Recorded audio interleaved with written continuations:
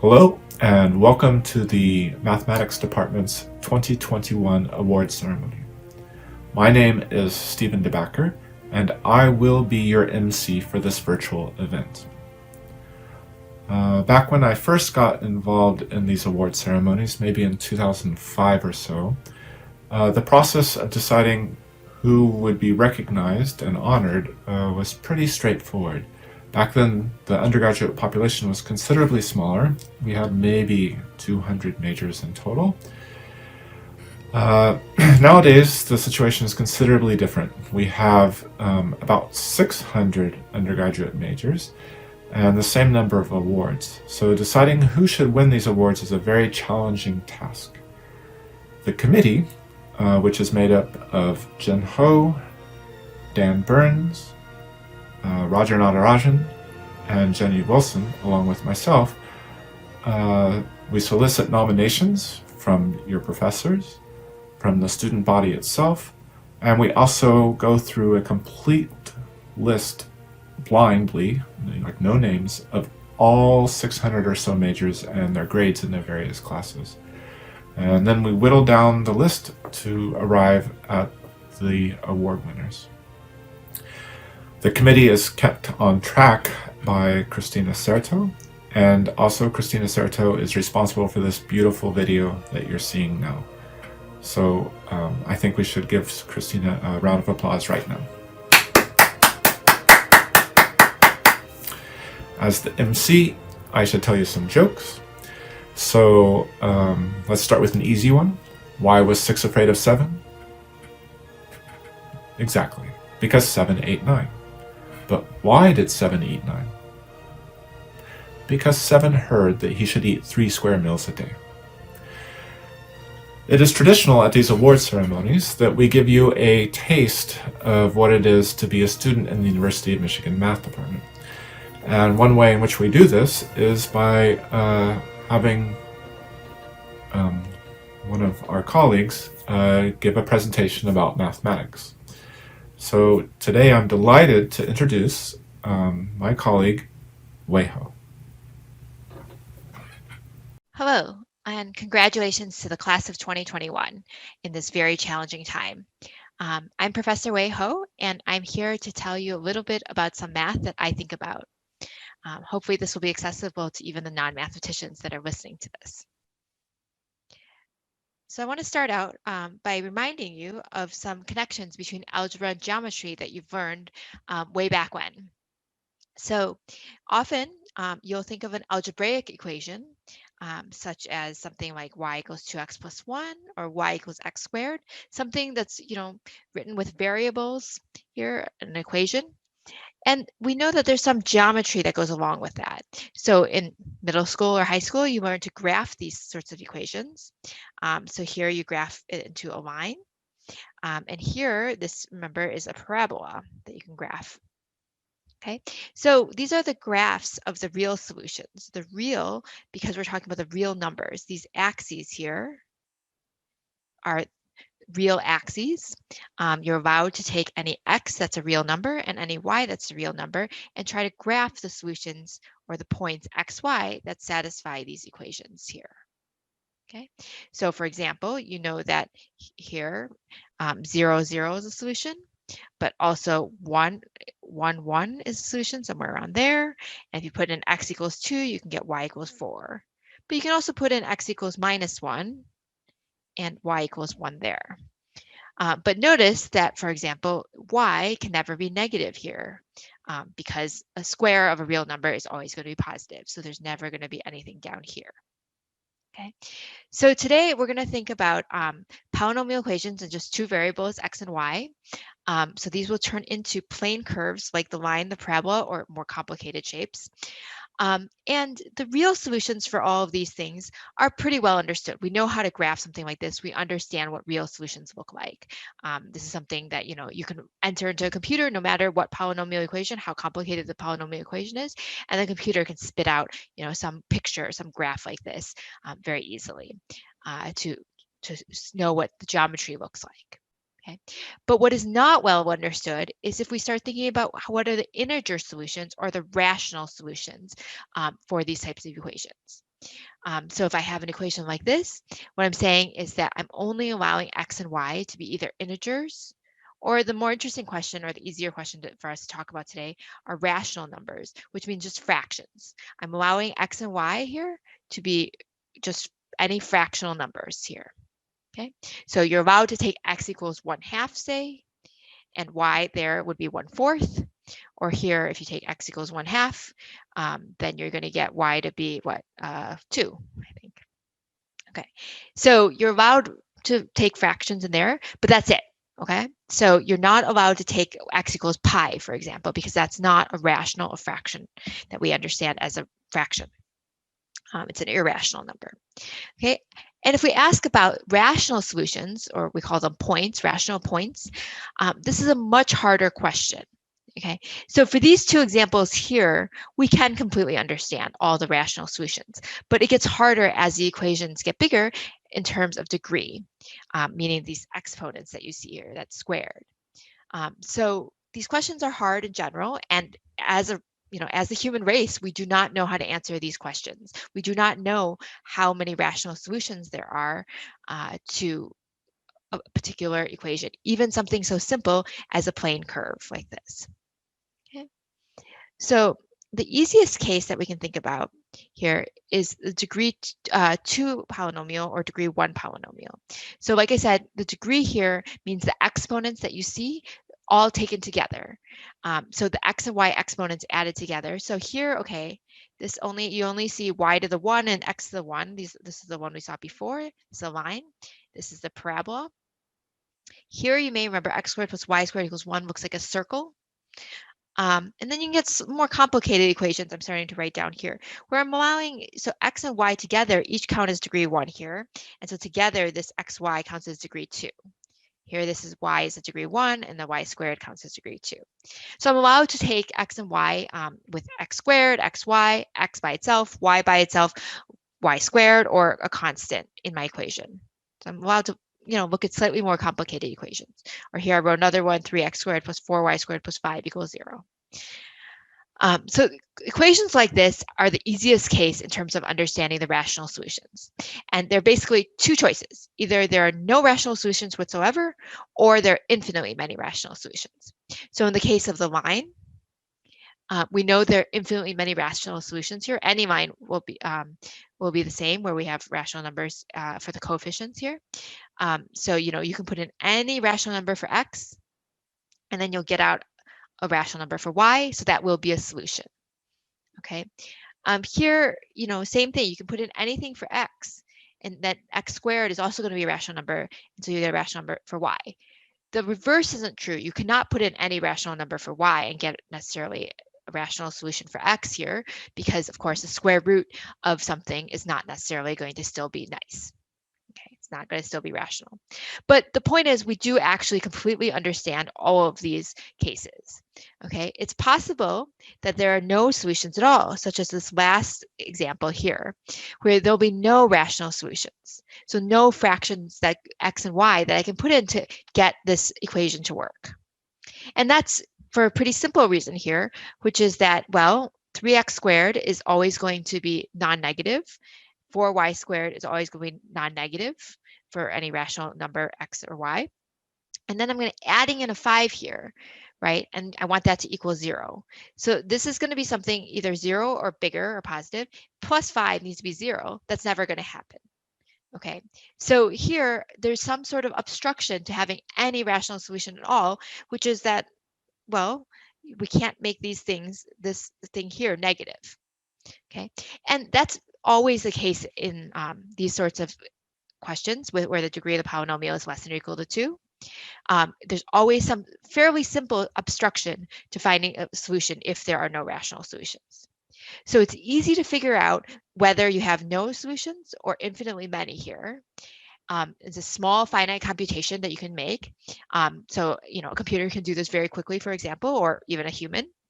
And if there are infinitely many, if we actually are in the case where there are infinitely many, we are able to list out, or what we say in math, parameterize all of the solutions. Obviously, you can't list out infinitely many things because, you'll run out of time. But we know how to parameterize every single rational solution in these cases if there are infinitely many. So we know what they all are. Okay, so in this case, we pretty much completely understand the situation. Okay, but this is, a pretty small degree polynomial we're talking about here, less than or equal to 2. Okay, so the situation gets harder as the degree goes up, but in some ways, the highest degree cases are not as hard as sort of the middle degree cases. So the next case I want to talk about is when the degree of polynomial is greater or equal to 4. So I've skipped 3 here, as you notice. So, I can have some equation like this, where I have some degree 4 terms here. This is a degree 2 term, degree 1 term, degree 0 term. I'm allowed to have a range of degrees, but the highest degree I see in this equation is going to be 4, okay, or bigger. So we're allowed any bigger degree thing. So big degree polynomials, we should think of it as. And there's a theorem by Faltings, which is that this kind of equation only has finitely many rational solutions. Okay, so there are only finitely many. This was a conjecture by Mordell in 1922. So, it was a long time ago, nearly 100 years ago, this was conjectured. But it turns out this is a very hard question. And the proof is extremely deep and uses a lot of difficult mathematics, something that, even an undergraduate would not necessarily be expected to understand at this point. There are new proofs of this that are also quite deep and difficult.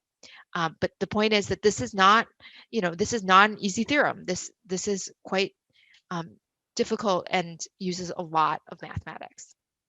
And not only that, it's not a complete story. So what we don't know is, we know there are finitely many, but we don't know how many there are.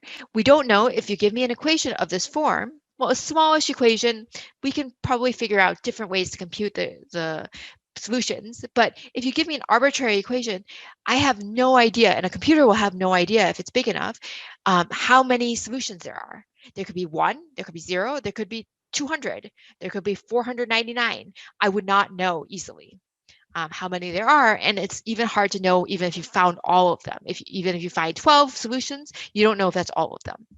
Okay, so these are just for rational solutions again. So, and there's no sort of bound to tell you how far you have to search. You look at this equation, there's not really a bound. You can't say I search for X and Y up to size 100 or something like that. There could be something a little bit bigger. We don't know how to do this in general. So the question is not completely solved here, in the sense that, yes, we know there are only finitely many rational solutions in this case, where the degree is big, but we don't know how many or how to find them. So there are a lot of open questions still, just to study something this seemingly simple. But actually, the hardest case, in some sense, is this in-between case, which are the degree 3 polynomials. Okay, so all the degree 3 polynomials are related to ones that look like y squared equals x cubed plus ax plus b. They don't all look like that, of course, themselves originally, but they're all related to things like that. And so here, x and y are going to be my variables. A and b are going to be just numbers, rational numbers. If you want, you can even take them to be integers. So I can choose a to be 3 and b to be 10. So things that look like this. So allowing different things in for a and b here. Okay, and these are called elliptic curves. Maybe it's a term you've heard before because they're quite famous in some ways in math. They're very fundamental, for example, to the proof of Fermat's last theorem. And so I've drawn 2 pictures here of 2 elliptic curves. So this is essentially what they look like, the real pictures, the real graphs. So I've just drawn 2 different ones. So there can be 2 pieces, as in this case, or just 1 piece like this. Notice that they're cubic curves.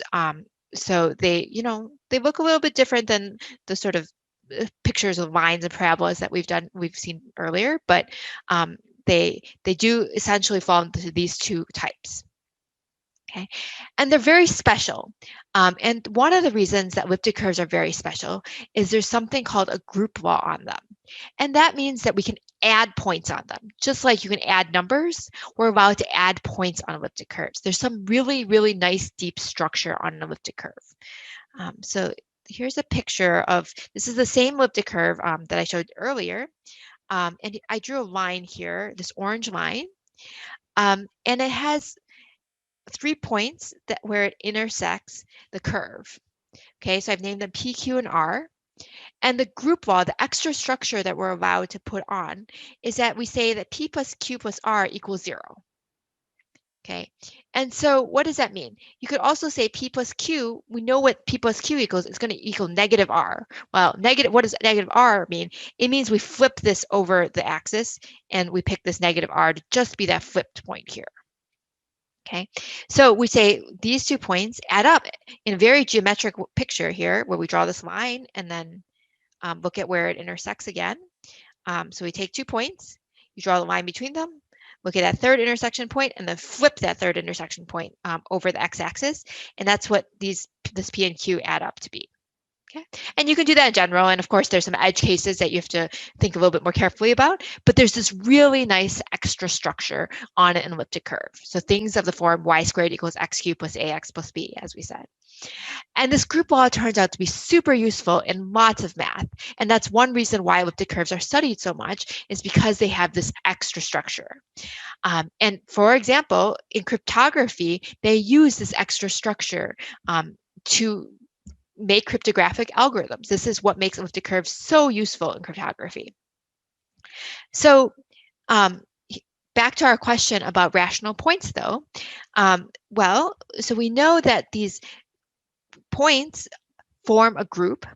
And in fact, the rational points, this is a theorem from 1922, so again, very old, they form a finitely generated abelian group.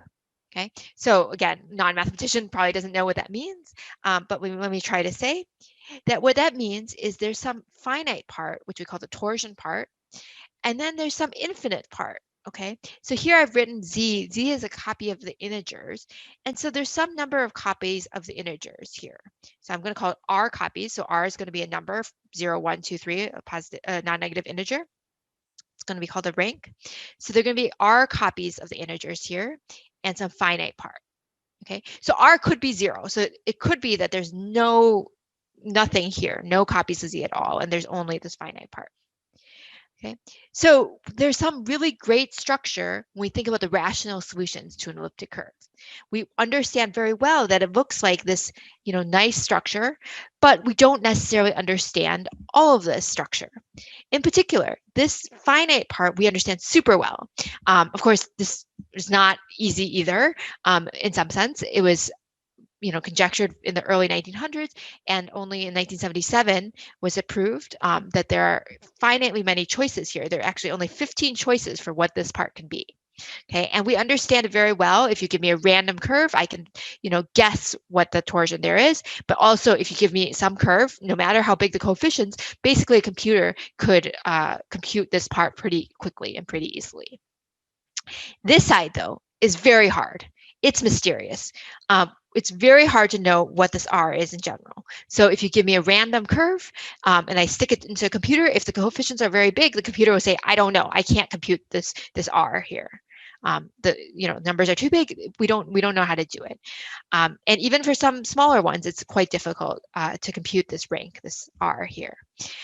In fact, we don't even know how often this r is 0 or 1 or 2 or anything like that.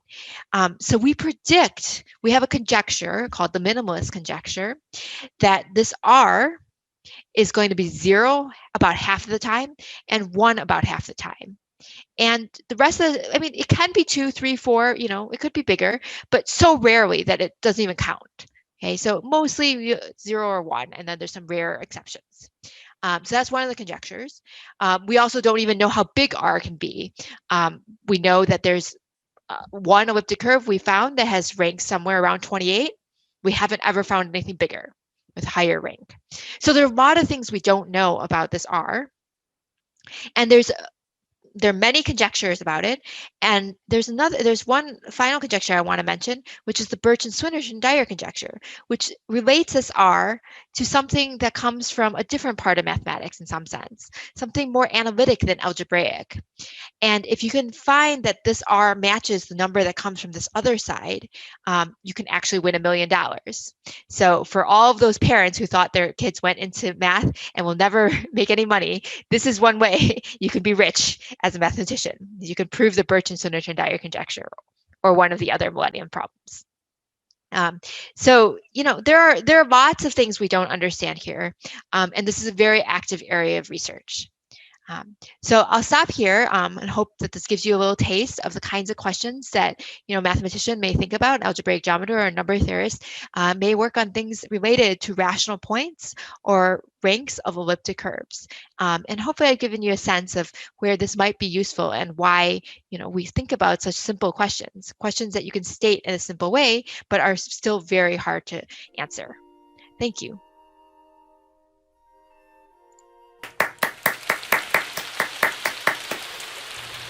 Thank you, Wei, for that excellent talk. So why was 5 afraid of 7?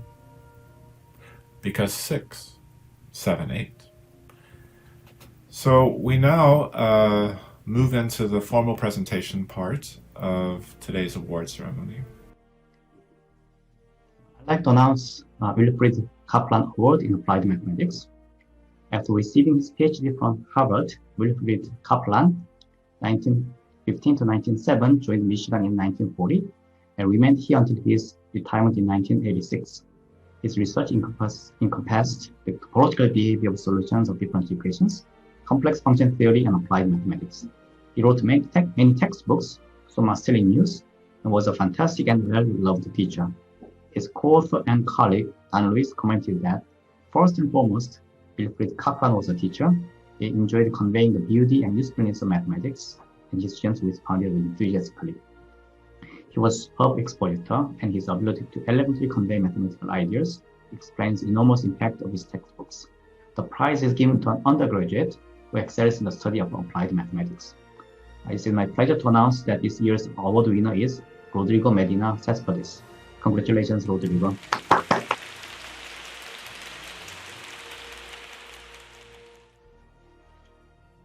I'd like to announce Sumner B. Myers Award in Analysis. Sumner Myers, 1910 to 1955, arrived at the University of Michigan in 1936 and remained here until his untimely death. He made many contributions in the areas of analysis, differential geometry, and topology. He was well respected by both students and younger faculty who sought him out for his wise counsel on both mathematical and personal problems. As a teacher, he has been described as magnificent. In his lectures, he knew how to stimulate students, and outside of lectures, he was generous with both his time and his copious mathematical talent. This prize is given to an undergraduate student who excels in the study of analysis. I'm happy to pronounce that this year's winner is Joshua Messing. Congratulations, Joshua.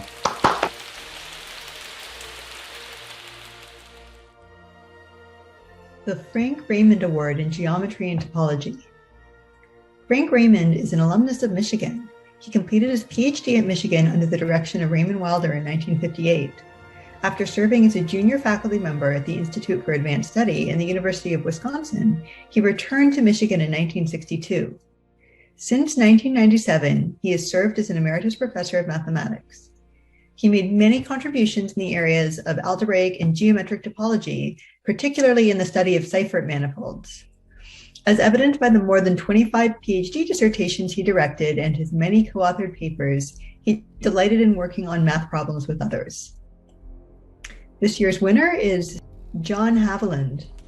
Congratulations, Jack. Keep it up. The George Peranian Excellence in Mathematical Writing Award. George Peranian served on the Michigan math faculty from 1945 until his retirement in 1983. He was a very active researcher in the area of complex function theory and was particularly well known for his ability to generate counterexamples. He was deeply involved in the honors program, and he advised honor students both at the department and college level. He was the editor of the Michigan Math Journal for 20 years. During his tenure at the journal's helm, he became known far and wide for his exceptionally high standards for both mathematics and exposition. He turned what was a floundering journal into the respected journal it continues to be today. Indeed, many of the awards, including this one at today's ceremony, are funded by the journal. This year's winner is Sophie Kritz. Congratulations, Sophie, you're on fire. Hi, my name is Dan Burns, and I have the distinct honor and pleasure to announce two of our categories of awards for our graduating seniors. It's a great time for them, for all of us, and I'd like to congratulate, first of all of the graduating students this year. So the two categories I have to announce are the Number Theory Award and the so-called Gloyer Award. I'll tell you more about that in a second. So the first one is the William Levesque Award in Number Theories, named after William Levesque. And Bill Levesque was a professor in our department for 22 years. He made a lot of contributions to number theory, specifically in Diophantine approximation, transcendental numbers, and uniform distribution. And he was recognized by his colleagues as an effective administrator, so he held a variety of posts. For example, he was the executive editor of Math Reviews for 1964 to 65. He was chairman of our department from 67 to 70, and he was executive director of the American Math Society from 1977 to 88. And during his time at Michigan, he played a very active role in the honors program in mathematics. And this award, named after him, is for an undergraduate who excels in the study of number theory. And this year's winner is Jishi Sun. Congratulations, Jishi. Next, I have the honor of introducing the winners, there are two, of the Marilyn and Stuart Gloyer Award. Now, Marilyn and Stuart Gloyers, their scholarship recognizes outstanding students of mathematics who intend to become secondary school teachers. I had a brief career as a secondary school teacher, and it's quite challenging, but also very rewarding. So I encourage you to continue on this path for those of you who are interested. So the scholarship is made possible by a generous contribution from Marilyn and Stuart Gloyer. And Marilyn Gloyer is an alumna of Michigan, and she received a bachelor's degree in math in 1966. And Stuart Gloyer is an alumnus of Michigan, and he received his PhD here in chemistry. And the winners, there are two, remember. This year's winners are Alex Cepo and Joseph Meston. Congratulations to both of you. Okay, and with that, I will hand you back to our moderators. Jack McLaughlin spent his entire professional career at the University of Michigan. He specialized in algebra, particularly in the areas of group theory, commutative algebra, and lattice theory. Paul Halmos, a University of Michigan colleague of McLaughlin's, once remarked that there are a number of ways to tackle a mathematical problem, but when all else fails, ask McLaughlin. During his 44 years of teaching, he played a very active role in the undergraduate program and was considered an excellent and demanding teacher, especially of honor students who sought out his courses to measure their ability. This prize, the Jack McLaughlin Award in Algebra, is awarded to an undergraduate student who excels in the study of algebra. This year's winner is Yinsu Young.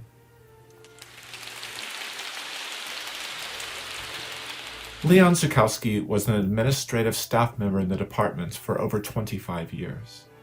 Dedication, enthusiasm, and meticulous attention to details were hallmarks of Lee's work. Lee was also an active participant in the math lab, as he would spend many of his breaks tutoring mathematics students. And after he retired, he went on to play an active role as a tutor in the English as a Second Language program. He was also an ordained minister and is responsible for several of the marriages in the department. This award, the Leon P. Zukowski Award, recognizes the student whose work in the math lab best carries on Lee's tradition of dedication and responsibility. This year's winner is Maya Yu.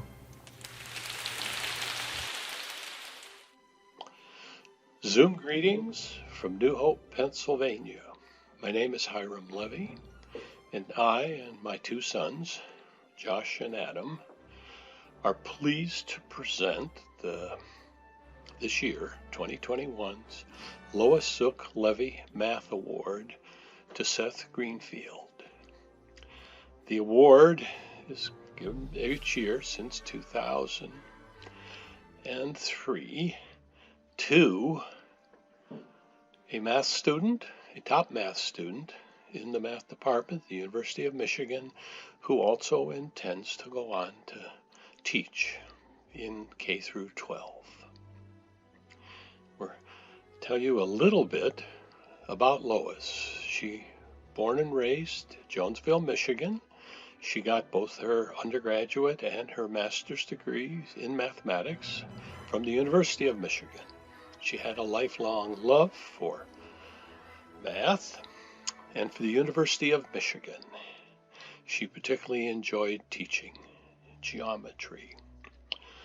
The boys and I decided when she died that we would like to establish this award in her memory, to carry on her name and to reward a top student every year who plans to go on in math education. This year, our congratulations to Seth Greenfield. Thank you very much, and best of luck to you, Seth. Hello, good evening.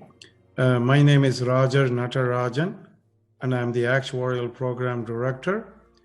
I am here today to award Margaret S. Huntington Prize in Actuarial Research. My predecessor, late Curtis Huntington, established this prize in memory of his beloved mother, Margaret S. Huntington, to call attention to careers in actuarial science and the mathematics of risk. Qualifications for this award include completion of a first-year calculus course or courses in last fall with a high grade, completion of a questionnaire, and submission of a short essay on the role of actuaries in today's society. We normally award about 10 to 15 prizes each year, and we hope these awardees will declare actuarial math as their major in the upcoming academic year. This year, we are fortunate to have found 13 potential actuaries. The winners of this year's Margaret S. Huntington Prize are Amanda Snyder, T.J. Striblin, Po Sun Chen, Max Roman, Kyle Langworthy, Matthew Dykstra, Shreya Gamadapu, Zhao Yuan Jiang, Yareen Kwan, Madison Morelli, Justin Liu, Emma D'Amelia, and Elicia Chavez. Please join me in congratulating all these 13 winners of this year's Margaret S. Huntington Prize in Actuarial Research. Congratulations. Alice Weber Glover Award. This fund was established in 1976 from the estate of Alice Weber Glover to be used for scholarship for students enrolled in the University of Michigan's Mathematics Department, especially those in actuarial science. Alice was the wife of Professor James W. Glover, a faculty member in the University of Michigan Mathematics Department from 1895 to 1938. He received his degree from the University of Michigan in 1892 and his PhD from Harvard in 1902. Professor Glover introduced a course in actuarial theory, the first course ever offered in this subject by any university in this country. He was instrumental in establishing the program in actuarial mathematics and developed many courses in the mathematics of finance and insurance. Professor Glover served as chair of the department from 1925 to 1934. The winner of this year's Alice Weber Glover Award is Elicia Rong. Elicia is a junior, triple majoring in actuarial math, data science, and statistics. She's a permanent resident. Elicia's GPA is 3.732 despite her triple major. She has passed exam probability and exam financial mathematics given by the Society of Actuaries. Besides, she has VEE credit, which stands for Validation by Educational Experience in all three areas. Elicia completed an internship at Humana in 2020 summer. She will be interning at Milliman in the upcoming summer 2021. Please join me in congratulating Elicia Rong in getting this year's Alice Weber Glover Award. Thank you very much. The CAS Case Study Competition Award. CAS stands for Casualty Actuarial Society. For a long time, we have been promoting the Society of Actuaries, which specializes in life, health insurance, investment, and pensions. And we felt we have been ignoring the Casualty Actuarial Society. So we wanted to encourage more students to consider the property casualty route as opposed to the life, health, pension route. Hence, we held the very first CAS case study competition. This competition was conducted by our student club, SAM, in close collaboration with the Casualty Actuarial Society. The competition took place over a span of 3 weeks involving a real business problem that normally is solved by an actuary. My special thanks to Bryce Peterson, Mark Cappert, who put in so much of their personal time and effort to conduct this CAS case study competition. The winners of this year's very first CAS case study competition are team of Vincent Lee and Andy Lee, no relation, who won the first place prize. Team of Eric Huang and Jacqueline Dimonte, who won the second place prize. Team of Arman Vaswani and Joshua Gordon, who won the third place prize. Team of Belle Youngs and Olivia Chung, who won the best name prize. Please join me in congratulating these 8 winners. I also want to remind these winners that they can go after the David Hartman Actuarial Scholarship, which involves substantial amount of money if they do certain things in the coming year. For example, they have to major in business minor or business major, and they have to consider the property casualty route. They are already on their way, so this would be a good start for them. Okay, thank you very much. Congratulations to these 8 winners again. Mark Altschul Award in Actuarial Science. We are very thrilled.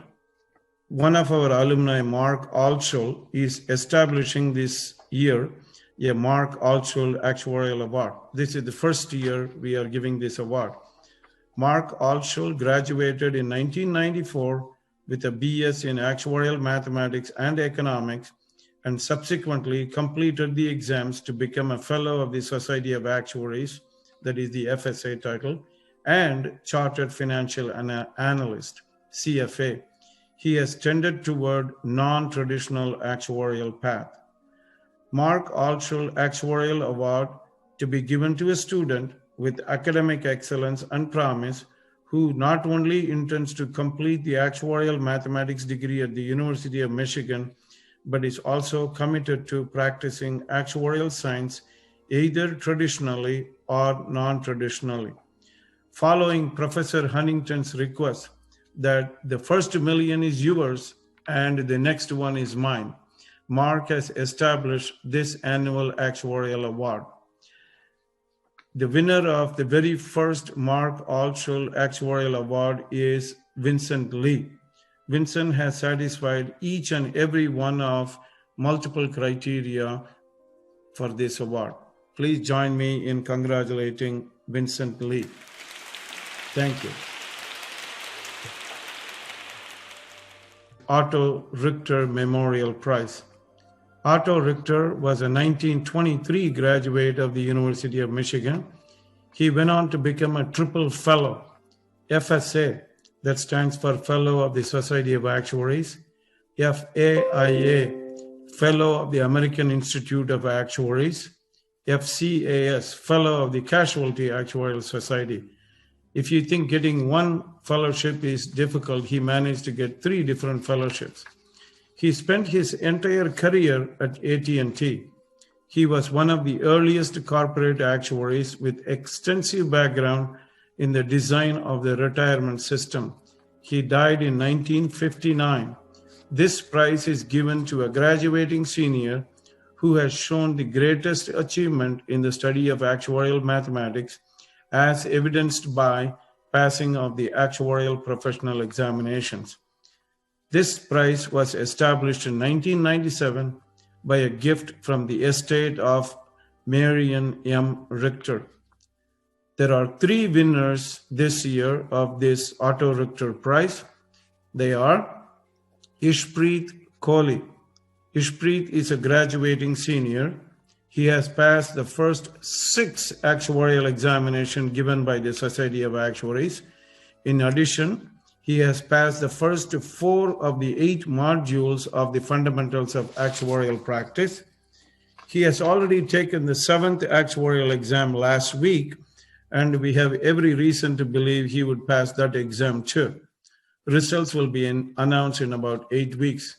Please join me in congratulating Ishpreet Kohli. The second winner is Ramana Ramanathan. Ramana is a graduating senior. He has passed the first 6 actuarial examinations given by the Society of Actuaries. In addition, he has passed the first 2 of the 8 modules of the Fundamentals of Actuarial Practice. He has already taken the 7th actuarial exam last week, and we have every reason to believe that he would pass that exam too. The results of that exam will be announced in about 8 weeks. Please join me in congratulating Ramana Ramanathan. The third winner of this year's Otto Richter Memorial Prize is Tianhe Zhang. Tianhe is a graduating senior. He has passed the first 6 actuarial examinations given by the Society of Actuaries. He has already taken the 7th actuarial exam last week. Just like Ishpreet and Ramana, we have every reason to believe Tianhe would also pass that exam. Please join me in congratulating Tianhe. I want to say something else about these 3 winners. The actuarial program was founded back in 1902. In our 119-year history, no one has passed 6 actuarial exams given by the Society of Actuaries. Average is about 3 exams per year. So for these 3 students to have completed 6 exams and also having a very good chance to pass the 7th actuarial exam is just amazing. So I want to extend special congratulations for setting a very high bar in passing this actuarial examination. And I was just thinking whether I should give them a special nickname so we can call them either actuarial ninjas or super actuarial stars. You pick. Please join me in congratulating these 3 super ninjas. Thank you. Irving Wilson Award. Irving Wilson received his BA in mathematics in 1950 from the University of Michigan. He was an actuary and served as the executive vice president at Phoenix Mutual Life Insurance Company from 1965 until his unexpected death in 1981. His favorite joke was, "What is the difference between an actuary and a computer?" Well, a computer has a heart. Obviously, that joke was wrong. Irving Wilson was loved by many, and this award was funded to perpetuate the memory of how this actuary touched so many lives for the better. This award was established from memorial gifts from family and friends, as well as Phoenix Mutual Life Insurance Company. This award is given to a student with academic excellence and promise who intends to complete the actuarial mathematics degree at the University of Michigan, has at least one term of undergraduate work remaining, has shown substantial promise of professional actuarial achievement through academic accomplishments, and participated in employment and/or extracurricular activities. The winner of this year's prestigious Irving Wilson Award is Corrine Tessin. She is planning to graduate in fall 2021. She is double majoring in actuarial math and statistics. Corrine has an overall GPA of 3.87. She has passed the first 3 actuarial exams given by the Society of Actuaries. She served as secretary on the board of our great student club, SAM, which stands for Student Actuaries at Michigan. Corrine took leadership roles in many other organizations throughout her undergraduate degree. Please join me in congratulating Corrine Tessin, the winner of this year's Irving Wilson Award. Thank you. I am here to present this year's very first David G. Hartman Actuarial Scholarship. David G. Hartman, he graduated from the University of Michigan in 1965. After serving 39 years in senior level positions at various insurance companies, he retired. He served as Senior Vice President and Chief Actuary at Chubb Group of Insurance. He was the former president of the Casualty Actuarial Society. He was the former president of the American Academy of Actuaries, and he was the former president of the International Association of Actuaries. I am very pleased to inform you that beginning academic year 2020-21, the actuarial program will be awarding David G. Hartman Actuarial Scholarships. The purpose of David G. Hartman Actuarial Scholarship Fund is to encourage actuarial students to pursue the professional designations given by the Casualty Actuarial Society and a career as a casualty actuary.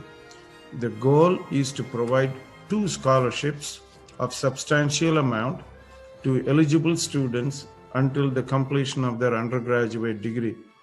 The criteria for David G. Hartman Actuarial Scholarships are: the student has to have 1 more academic year to complete an actuarial undergraduate degree, has already declared actuarial mathematics as his or her major, is either majoring or minoring in business administration, is pursuing a career as a casualty actuary, has a GPA of 3.0 or higher, has passed at least 1 actuarial exam, is a US citizen or a permanent resident.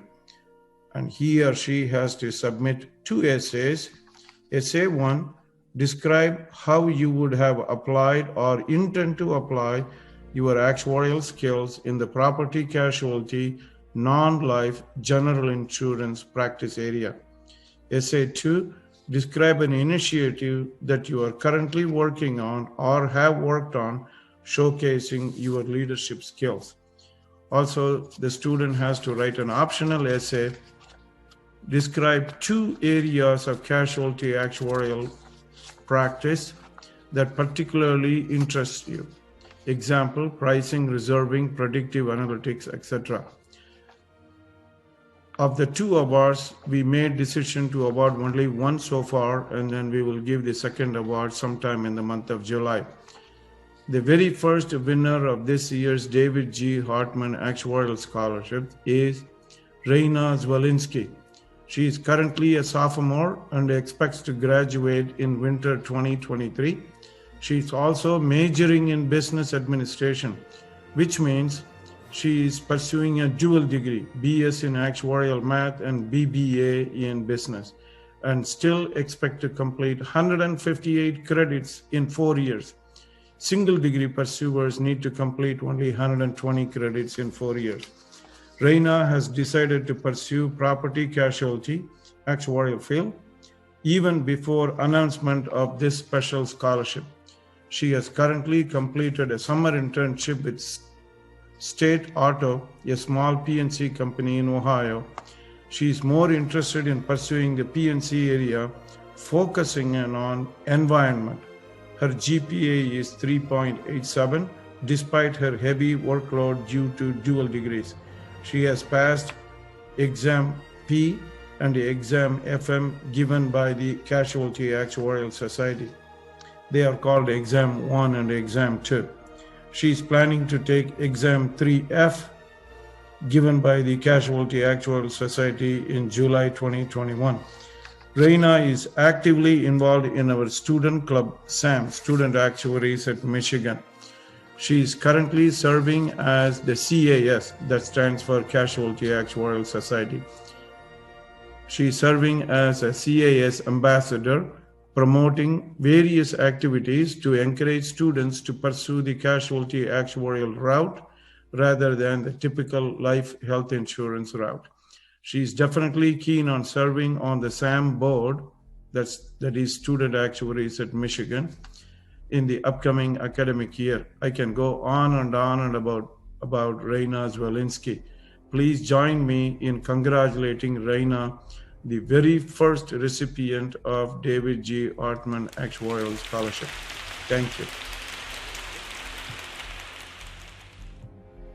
Welcome to the Undergraduate Awards ceremony. My name is Kristen Moore. I'm the Associate Chair for Education in the Math Department. Before describing the award that I will present, I'd like to take a moment to congratulate all of you on your outstanding achievements. I think we'll all agree that teaching and learning online is just not the same for many reasons. Nonetheless, you all pushed through. More than that, you excelled despite our current challenges. We're so proud of all of you. The Natarajan Family Award was established by the Natarajan family to recognize undergraduate students majoring in actuarial and mathematics who show promise of future leadership ability, evidenced by having already assumed leadership roles on campus or within the community. The winner is Ananya Sridharan. Congratulations to Ananya and all of our award recipients for this well-deserved recognition.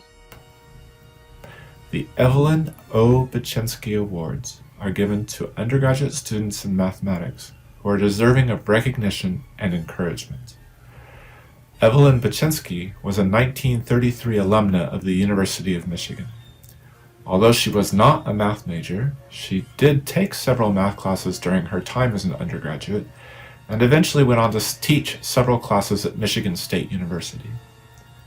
Evelyn Baczynski was a certified public accountant and maintained an office in Ann Arbor for many years. The Baczynski Awards were established through a bequest by Irene Baczynski Bendler, a sister of Evelyn Baczynski. These are my favorite awards that we give out because here we have a person who enjoyed math and whose legacy is to encourage others to pursue their interest in math, and yet she wasn't a math major. Imagine what y'all, as math majors, can accomplish. The winners of this year's Evelyn Baczynski Award are Henry Fleischmann, Rodrigo Medina Cespedes, Sophie Kriz, and Yinsu Young.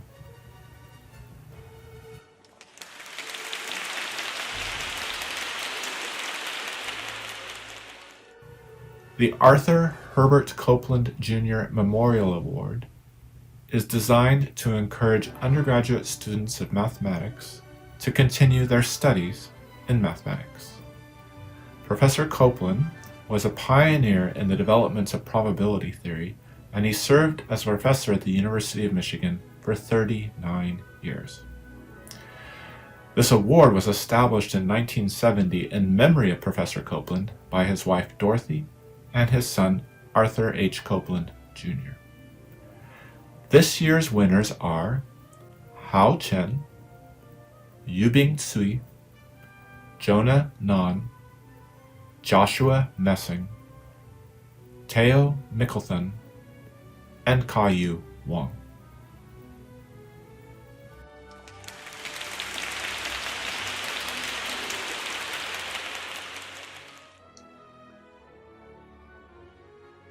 Hi, I'm Tony Block, the chair of the mathematics department.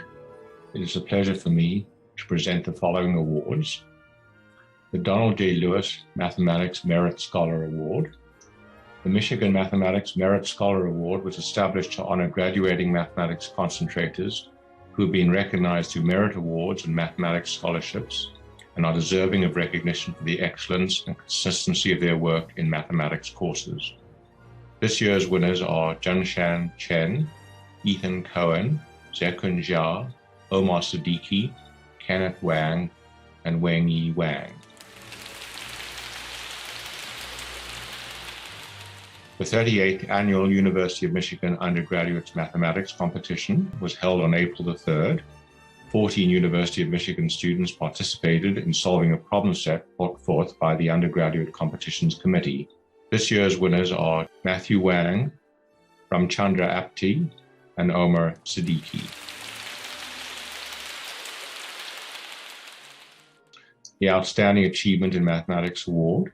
This award is given to graduating seniors who are deserving of recognition for excellent and consistent work in their mathematics courses and contributions to the study of mathematics at Michigan. This award is made possible with the gifts from various alumni and friends of the department.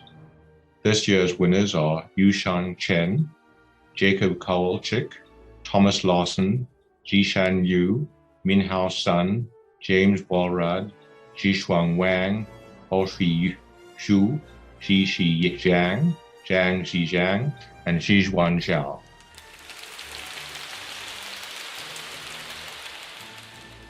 The Outstanding Graduating Senior Award. This award is given to a student or students graduating in May or August who have shown the highest level of academic excellence in mathematics based on grades, coursework, and awards.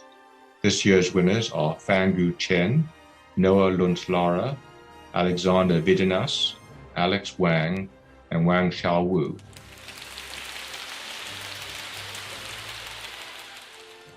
The Mathematics Alumni Scholarship.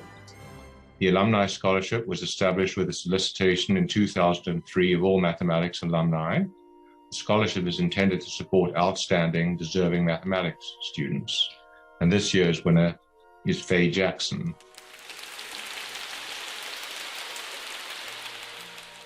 And finally, the Wirt and Mary Cornwell Prize. The Wirt and Mary Cornwell Prize in Mathematics was established to be awarded to a student at the University of Michigan who, during the previous 4 years, shall have demonstrated the greatest intellectual curiosity and given the most province of original study and creative work in mathematics. There are 2 winners annually, 1 undergraduate and 1 graduate student, and this year's undergraduate winner is Fangu Chen.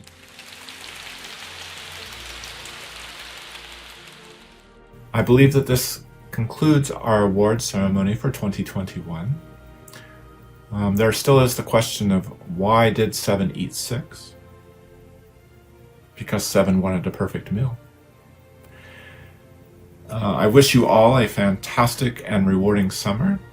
And for those of you returning in the fall, I very much hope to see you in the fall in person. Thank you, and go blue.